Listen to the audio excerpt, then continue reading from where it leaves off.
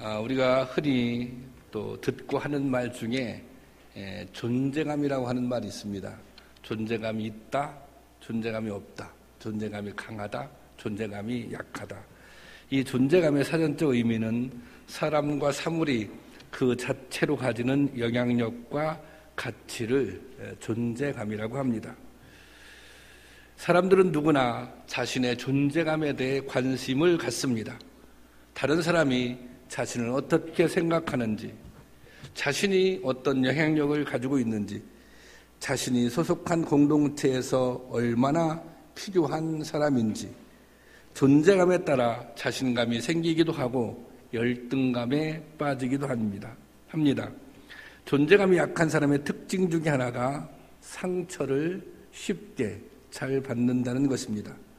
여러분은 자신의 존재감에 대해 어떻게 생각하십니까?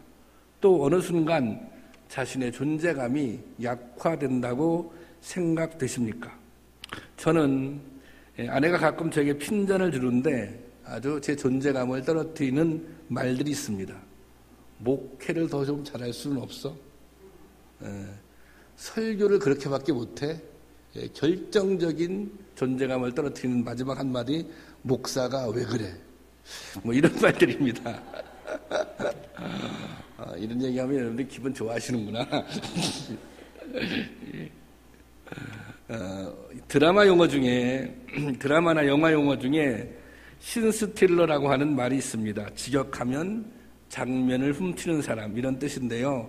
영화나 드라마에서 맛깔나는 연기로 주연 이상의 주목을 받는 조연을 이루는 말입니다. 이 사람들의 특징은 영화나 드라마에 몇 번 등장하지 않지만 등장하는 장면마다 엄청난 존재감을 보여줍니다. 극이 흥미롭고 감동 있게 전개되려면 이들의 역할이 매우 중요합니다. 좋은 영화, 좋은 드라마가 만들어지기 위해서는 주연만 있어서 되는 것이 아니라 조연의 역할도 똑같이 중요하다는 것입니다. 아무리 위대한 역사를 할지라도 주인공만 가지고는 역사가 이루어지지 않습니다. 모든 사람이 저마다의 존재감을 가지고 협력해 주어야 역사가 이루어지는 것입니다. 공동체도 그렇습니다. 교회 안에 있는 모든 사람들은 그 역할이 무엇인지 반드시 있어야 하는 중요한 존재들입니다. 교회가 건강하게 세워지려면 교회 공동체에 속한 모든 사람들이 나름대로 자기의 역할을 인식하고 그 역할을 충실하게 감당해 주어야 합니다. 그런데 많은 성도들이 이 사실을 모른 채 자신의 존재감을 과소평가하며 소외감과 열등감 속에서 상처를 입습니다. 교회 공동체 안에도 존재감이 약하신 분들이 있습니다. 한 번은 제가 설교 시간에 이런 조크를 했습니다. 종종 그런 말 하거든요. 우리가 인사할 때 표정들이 참 좋습니다, 서로가. 그래서 제가 이렇게 말했습니다. 인사할 때만 그렇게 하지 말고 평상시에도 그렇게 잘 좀 지내세요. 그런데 한 번은 어느 분이 항의를 하는 거예요. 자기에게 한 일이라고, 본인에게 한 이야기라고 설교 시간에 당신을 공격했다고. 그런데 사실 이런 그 반응, 어떻게 보면 존재감의 문제일 수 있습니다. 예수님은 이런 잘못을 분명하고 자세하게 깨우쳐 주십니다. 오늘 본문을 통해서 우리가 얼마나 존재감 있는 성도인지, 설교 제목이 천하보다 귀한 존재예요. 우리가 얼마나 귀한 존재인지, 천하보다 귀한 존재인지 살펴보며 은혜를 나누겠습니다. 첫 번째로 본문에는 잃어버린 드라크마를 찾는 여인의 이야기가 나옵니다. 오늘 본문 8절에 보면 여인이 어떻게 동전을 찾고 있는지 그 과정이 자세하게 묘사되어 있습니다. 8절 한번 볼까요? 다 같이 읽어보겠습니다. 시작. 어떤 여자가 10드락 하나를 잃으면 등불을 켜고 집을 쓸며 찾아내기까지 부지런히 찾지 아니하겠느냐. 여기 보면 드라크마를 찾는데요. 하나를 잃으면 보세요. 등불을 켰잖아요. 그리고 집을 쓸며, 이게 집이 넓잖아요. 이 한 드라크마를 찾기 위해서 그 집을 다 쓸고 찾고 그러는 거예요. 그리고 뒤에 보면 또 부지런히 찾지 않겠느냐, 그렇게 기록하고 있습니다. 그야말로 할 수 있는 모든 노력을 다해 동전을 찾는 것입니다. 이처럼 수고하는 여인의 노력에 보여주는 것은 동전 한 개의 중요성입니다. 이 여인에게 동전은 그냥 한 개의 동전이 아닙니다. 반드시 찾아야 하는, 기필코 어떤 일이 있어도 찾아야 하는 물건인 것입니다. 여인에게는 아직 9개의 동전이 남아있지만 잃어버린 하나를 찾지 못한다면 나머지 9개의 의미도 그만큼 희석되어 버리는 것입니다. 잃어버린 동전 하나는 모든 노력을 다해 찾아야 할 만큼 중요한 존재이기 때문입니다. 여기서 동전이 필요한 것은 바로 우리들입니다. 여러분들입니다. 잃은 양의 비유에서도 목자는 한 마리의 양을 위해 수고를 다합니다. 찾을 때까지 끝까지 찾아 다니는 것입니다. 이것은 양 한 마리가 얼마나 소중한 존재인지를 보여주는 것입니다. 누가복음 15장 4절인데 한번 읽어볼까요? 다 같이 시작.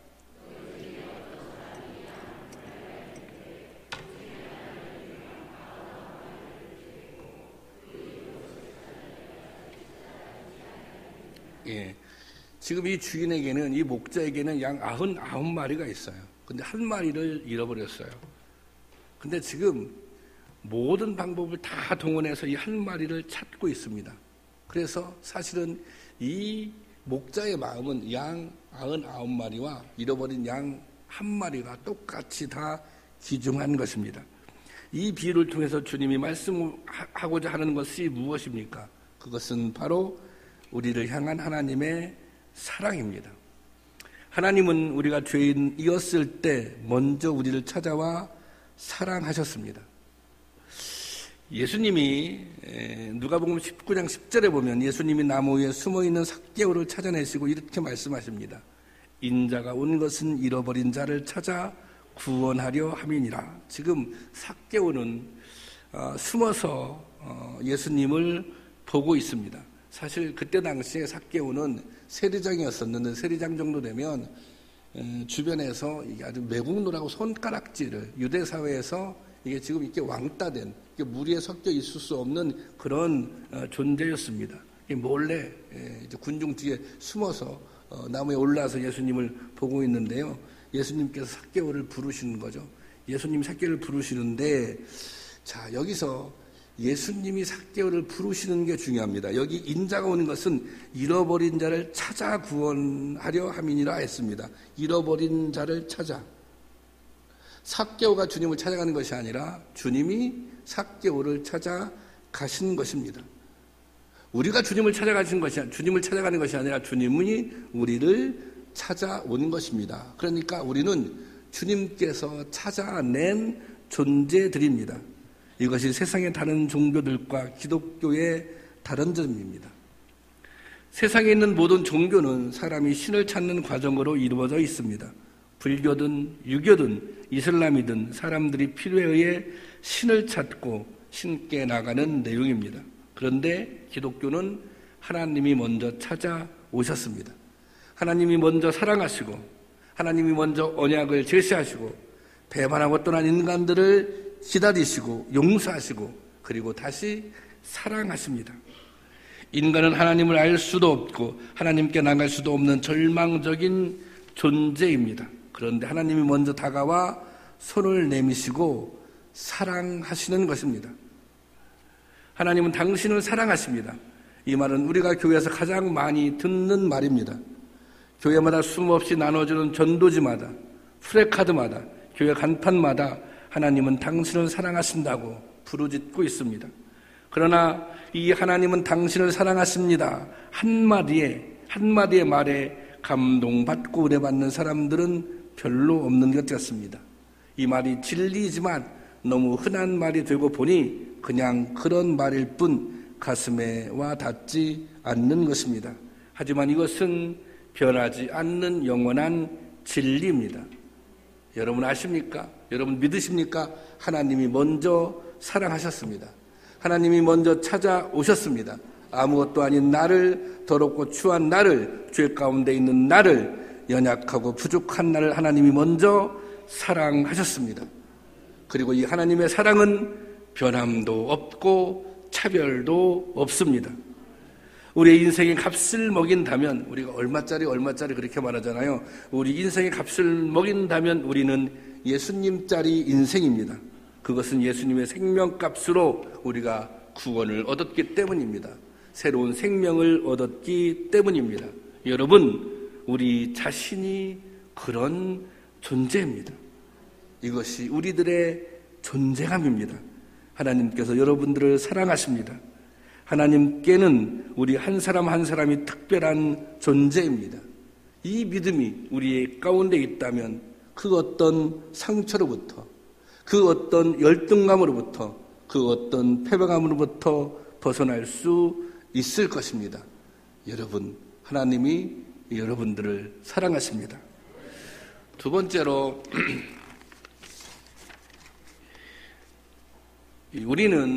여러분들은 하나님께 기쁨이 되는 존재라는 것입니다.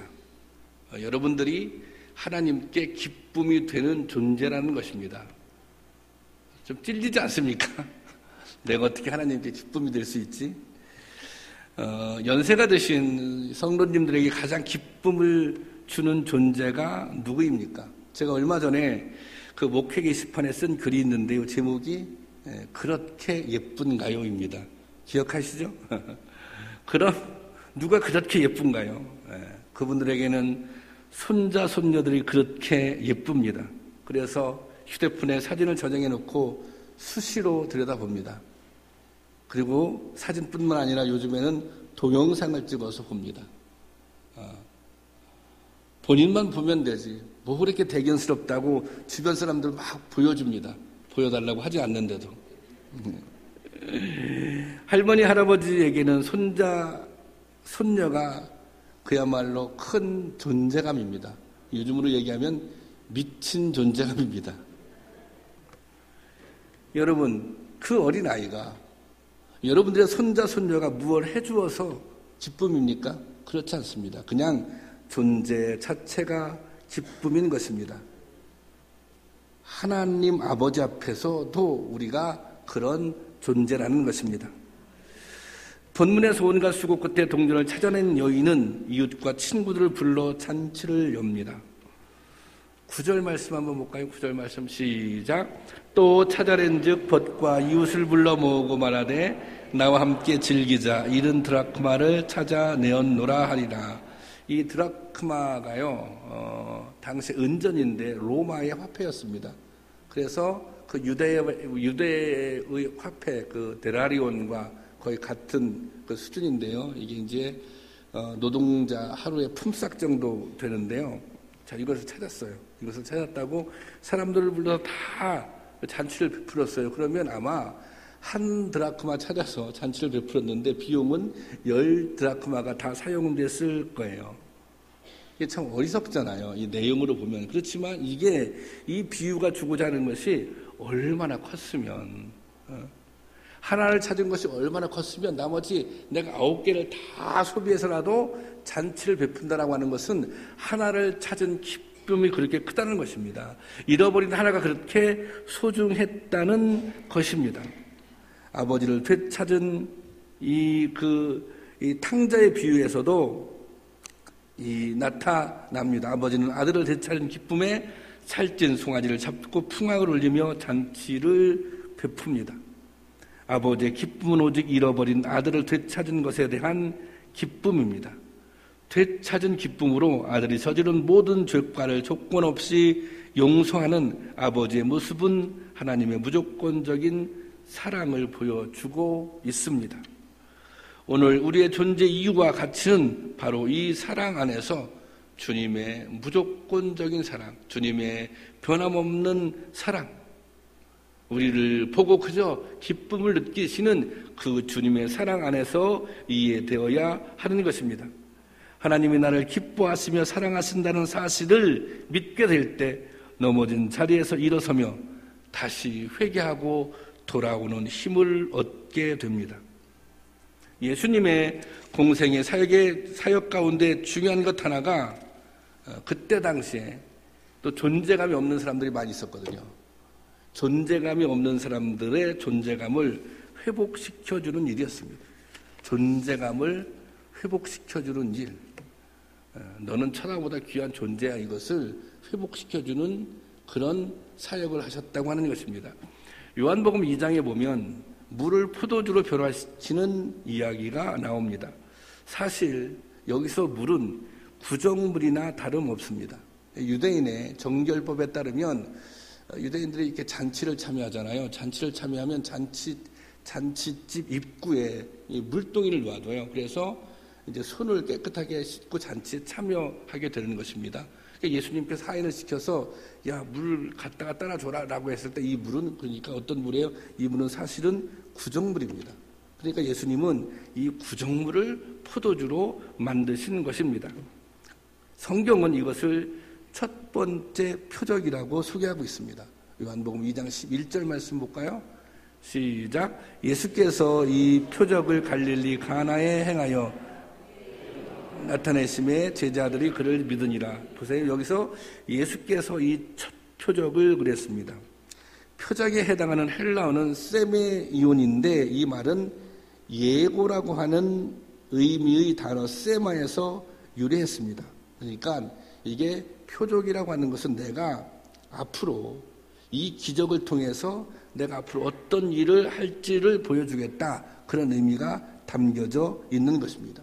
그러니까 이 기적이 담고 있는 메시지는 값어치 없는 존재, 구정물 같은 존재를 포도주와 같은 향기로운 존재로 회복시켜 주겠다, 이 내용인 것입니다.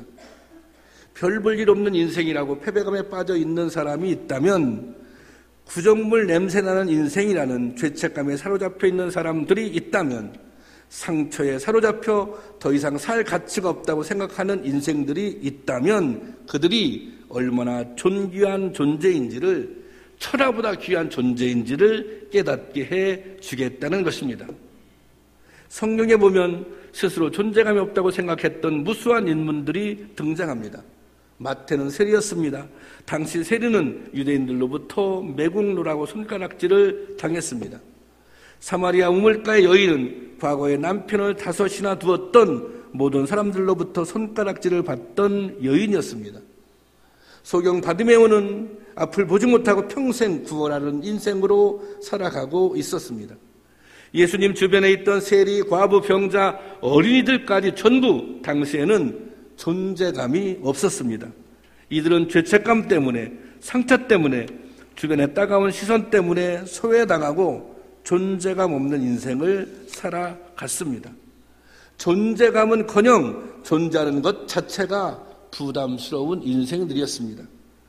당시 이들은 마치 잃어버린 드라크마와 같은 존재였습니다.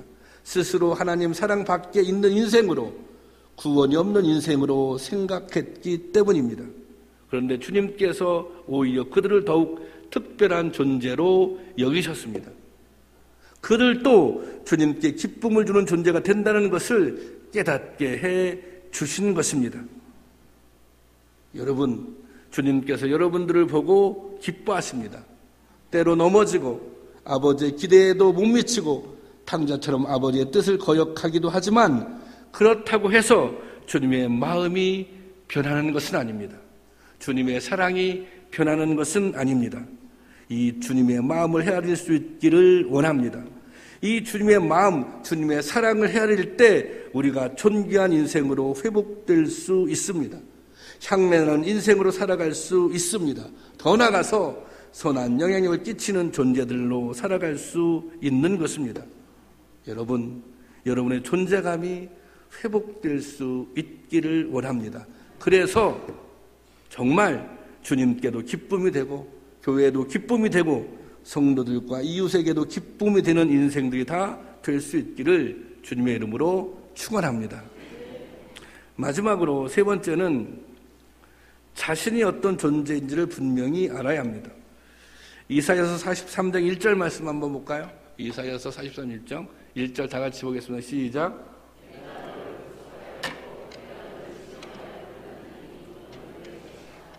예, 이게 너무너무 중요한 신앙 고백입니다. 내가 너를 구속하였고 이게 시작적 표현하면 내가 너를 구원하였고 내가 너를 지명하여 불렀나니 너는 내 것이라.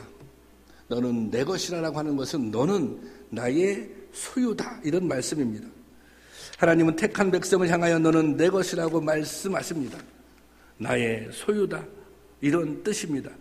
이 주님의 말씀은 우리가 이제 새로운 존재가 되었다는 것입니다. 새로운 존재 가치가 되었다는 것입니다. 때로 존재 가치는 누구의 소유냐에 따라 결정되기도 합니다. 이 마릴린 먼로라고 하는 한 시대를 풍미했던 이 배우가 있습니다. 이 배우가 1962년 존 F 케네디 그 대통령 생일 축하 파티에서 노래를 할 때 입었던 드레스가 있었는데요. 1999년 경매에서 이 옷이 자그마치 130만 달러, 그러니까 한 14억 원 되는 것이죠. 그렇게 팔렸다고 합니다. 여러분 놀라지도 않으시네. 자, 우리가 흔히 별 가치가 없는 것을 표현할 때 이런 얘기합니다. 껌값, 이런 말을 씁니다. 더군다나 씹다가 버린 껌은 더 가치가 없습니다. 그러나 씹다가 버린 껌도 누가 씹었느냐에 따라 그 가치가 달라집니다.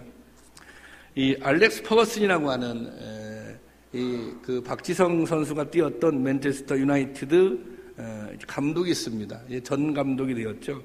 얼마 전에 은퇴를 했는데 은퇴 경기에서 씹었던 껌이 인터넷 경매 사이트에서 39만 파운드, 약 6억 6천만 원에 낙찰됐다고 합니다. 예. 야, 껌 하나에. 예. 그렇다면 저와 여러분의 가치는 어느 정도 될 것 같습니까? 바울은 우리의 몸을 깨지기 쉬운 질그릇에 비유했습니다. 질그릇은 값이 싼 그릇입니다. 깨어지기도 쉽습니다. 하지만 그 질그릇 속에 보배가 담겨져 있다면 이야기는 틀려집니다. 고린도후서 4장 7절 말씀 보겠습니다. 시작.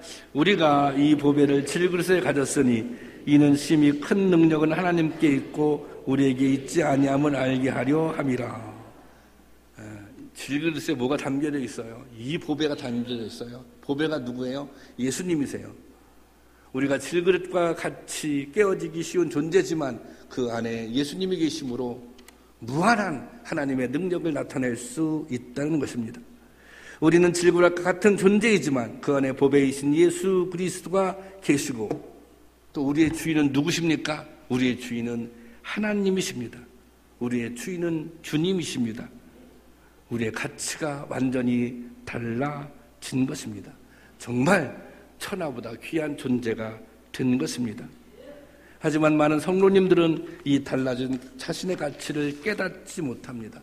왜 달라진 자신의 가치를 깨닫지 못할까요? 그 이유 중에 가장 큰 것은 자신의 존재보다 소유를 더 중요하게 생각하기 때문입니다.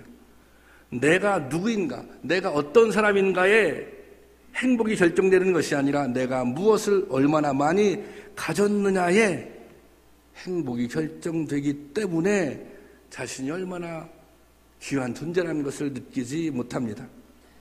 독일의 에릭 프롬이라고 하는 유명한 철학자가 소유냐 존재냐 또 소유냐 삶이냐 이런 책을 썼습니다. 그 책에서 에릭 프롬은 인간은 두 종류의 부류로 설명을 합니다. 하나는 소유형 인간, 하나는 존재형 인간입니다. 소유형 인간이라는 것은 삶의 목적을 소유하는 데 두고 사는 사람입니다. 얼마나 많은 것을 소유했느냐에 따라서 그 사람의 삶의 질이 결정됩니다. 존재형 인간은 삶의 의미와 목적이 인간답게 사는 데 있습니다. 사람답게 사는 데 있습니다. 이 존재형 인간은 소유보다 삶의 의미와 가치를 더 소중하게 생각합니다. 사람들은 잘 사는 것을 소유 가치가 높은 것을 의미하는 줄로 생각합니다. 좋은 것을 많이 가지고 있으면 잘 산다고 생각합니다. 그러나 그렇지 않습니다. 소유 가치가 높은 사람은 그냥 부자일 뿐이지 잘 사는 것은 아닙니다. 제 주변에도 많은 것을 가지고 있지만 불행한 사람들이 한두 사람이 아닙니다. 그것은 그냥 부자인 거지 잘 사는 것이 아닙니다. 정말 잘 사는 것은 존재 가치가 높은 것입니다. 여러분, 예수님을 믿으면 존재 가치가 높아질까요? 소유 가치가 높아질까요? 존재 가치가 높아집니다. 물론 예수를 믿는다고 해서 다 부자가 되는 것은 아닙니다. 예수 믿는 사람들 중에 가난한 사람도 있습니다. 예수를 믿지 않는 사람 중에 부자들 참 많이 있습니다. 하지만 예수를 믿으면 새로운 인생의 가치를 발견하게 됩니다. 존재 가치가 높아집니다. 그래서 진정한 행복을 누릴 수 있게 되는 것입니다. 그런데 이 존재 가치는 존재 목적으로부터 나옵니다. 이게 무슨 말이냐면, 여기 지금 제 앞에 마이크가 있는데요. 이 마이크가 지금 좀 값이 나가는 마이크입니다. 이 마이크의 목적은, 제가 소리가 작은데요, 이 소리를 크게 잘 여러분들에게 전달해 주는데 그 목적이 있습니다. 마이크가 그 목적대로 존재할 때 이 마이크는 존재 가치가 생깁니다. 그런데 이 목적을 잃으면, 다시 말해 고장나면 존재 가치가 없어져서 쓰레기통에 버려지게 될 것입니다. 사람도 마찬가지입니다.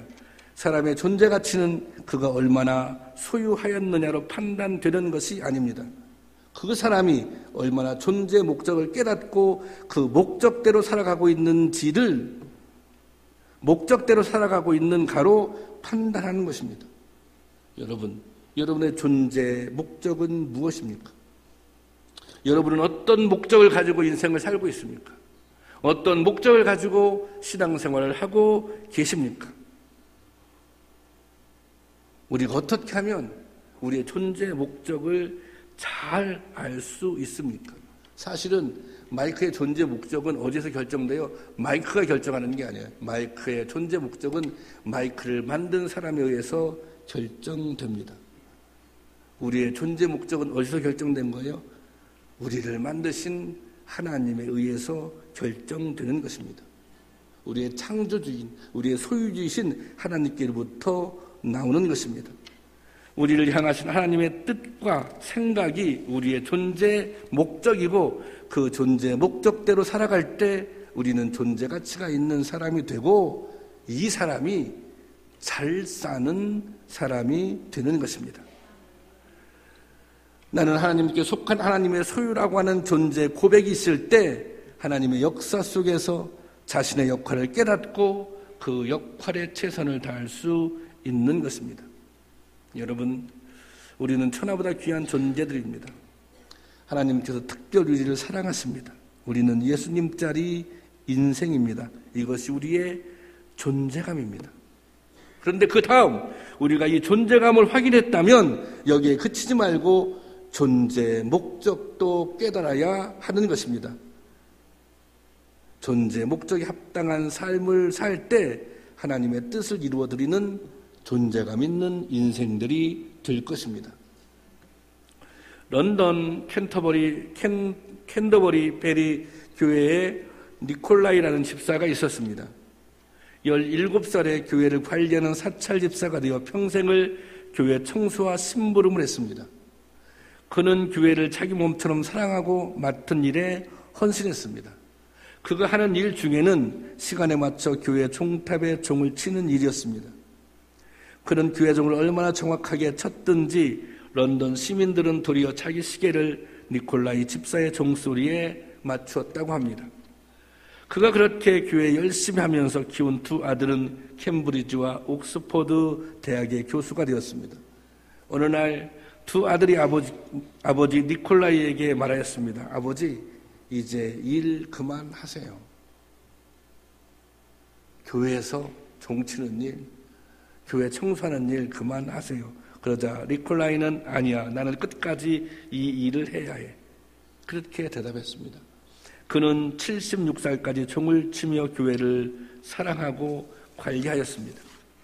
그가 노안으로 세상을 떠나게 되었을 때 가족들이 그의 임종을 지켜보려고 모였습니다. 그런데 사경을 헤매고 있던 그 순간에 종을 칠 시간이 되자 일어나 옷을 챙겨 입더니 비틀거리며 밖으로 나가 종을 쳤습니다. 얼마간 종을 치다 종탑 아래에서 그는 세상을 떠나고 말았습니다. 이 이야기를 들은 엘리자베스 여왕은 감동을 받고 영국 황실의 묘지를 그에게 내주었습니다. 그리고 그의 가족들을 귀족으로 대우해 주었으며 모든 상가와 시민들은 그날 하루 일을 하지 않고 그의 죽음을 애도했습니다. 심지어 유흥주점도 문을 열지 않아 자연히 그가 세상을 떠난 날이 런던의 공휴일이 되었습니다. 17살 때부터 부지런하고 성실하게 사람들에게 총을 쳤던 그가 죽은 날이 공휴일이 된 것입니다. 엘리자베스 여왕 시대의 수많은 성직자들이 죽었으나 황실의 묘지에 묻히지는 못했습니다. 그러나 단지 하찮게 보이는 예배당 종지기를 충성스럽게 한 그는 황실의 묘지에 묻히는 영광과 자기가 죽는 날이 공휴일이 되는 명예도 함께 얻었습니다. 여러분, 우리가 하는 일 중에 하찮은 일은 없습니다. 우리가 하는 하나님의 일 중에 하찮은 일은 아무것도 없습니다. 사랑하는 성도 여러분, 존재감도 확인하시고 내가 왜 이 세상에 존재하는지, 하나님께서 나를 왜 이 세상에 보내셨는지 그 존재 목적도 깨달으셔서 우리의 삶을 통해서 하나님의 선한 역사를 이루어가는 저와 여러분이 될 수 있기를 주님의 이름으로 축원합니다. 이 시간 찬양하고 기도하겠는데요. 나의 안에 거하라, 나의 안에 거하라. 이 찬양하는 가운데 정말 여러분이 존재감이 회복되었으면 좋겠어요. 만약에 좀 존재감이 다운되어 있다면 이 찬양하는 가운데 내가 너를 지명하여 불렀나니 너는 내 것이라. 내가 너를 보배롭고 존귀하게 여기노라. 아니, 하나님이 그렇게 말씀하고 계시잖아요. 하나님이 이렇게 말씀하시는데 정말 이 찬양하는 가운데 그래, 나는 내가 지금 좀 실패 가운데 있지만, 내가 좀 어려운 가운데 있지만, 내 안에 좀 상처들도 있고 패배감도 있지만, 그래, 그럼에도 불구하고 나는 천하보다 귀한 존재야. 이런 은혜가 있기를 원하고요. 또 한 가지는 존재감이 회복되는 동시에 정말 존재 목적도 깨달았으면 좋겠어요. 하나님이 나를 왜 이 세상에 보내셨는지, 나를 왜 이 교회에 보내셨는지, 나를 왜 이곳에 세우셨는지, 그래서 그 일에 또 최선을 다할 수 있는 그런 은혜의 결심도 있기를 원합니다.